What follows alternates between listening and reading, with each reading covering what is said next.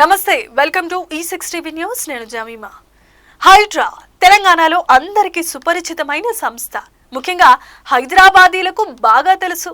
నగరంలో ఆక్రమణల తొలగింపు, విపత్తు సమయాల్లో సహాయం అందించేందుకు సీఎం రేవంత్ రెడ్డి ప్రత్యేకంగా ఈ హైడ్రాను ఏర్పాటు చేశారు. సంస్థను ఏర్పాటు చేసి 2 ఏళ్లు కావస్తున్నా దీనిపై ఇప్పటికీ విమర్శలు వినిపిస్తున్నాయి. కానీ దీని ఫలాలు ఇప్పుడిప్పుడే హైదరాబాద్ వాసులకు అందుతున్నాయి. చెరువులకు పునరుజ్జీవం వస్తోంది. తెలంగాణ ప్రభుత్వం హైదరాబాద్ నగరంలో ఆక్రమణలకు గురైన భూభాగాలు, సహజ వనరులను తిరిగి ప్రభుత్వ అధికార పరిధిలోనికి తీసుకొచ్చే లక్ష్యంతో హైడ్రా విభాగాన్ని ఏర్పాటు చేసింది. ముఖ్యమంత్రి రేవంత్ రెడ్డి నాయకత్వంలో ప్రారంభమైన ఈ ప్రయత్నం ఇప్పుడు స్పష్టమైన ఫలితాలను ఇస్తోంది. హైడ్రా బృందం ఆక్రమణలపై ఉక్కుపాదం మోపుతోంది.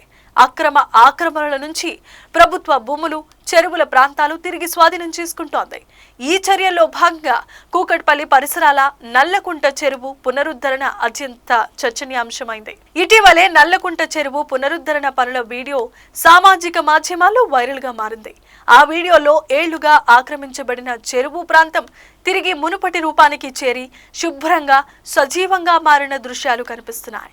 2016 నుంచి చట్ట వ్యతిరేక ఆక్రమణలకు గురైన ఈ ప్రాంతం చివరికి హైడ్రా చర్యలతో జీవాన్ని పొందింది. ప్రస్తుతం చెరువు పూర్తిగా పునరుద్ధరించబడింది. డిసెంబర్లో అధికారికంగా ప్రారంభించేందుకు ప్రభుత్వం సన్నాహాలు చేస్తోంది. ఇది హైడ్రా విభాగ సమర్థతకు ప్రతీకగా నిలుస్తుంది. అలాగే నగరంలో పర్యావరణ సమతుల్యాన్ని తిరిగి తీసుకురావడంలో కీలకమైన వ్యవహారం అవుతోంది.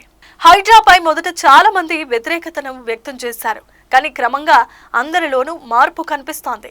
కానీ విపక్షాలు మారటం లేదు. ఇప్పటికే హైడ్రాను తప్పుపడుతూనే ఉన్నారు. హైడ్రా కేవలం ఆక్రమణదారుల జోలికి వెళ్తోంది.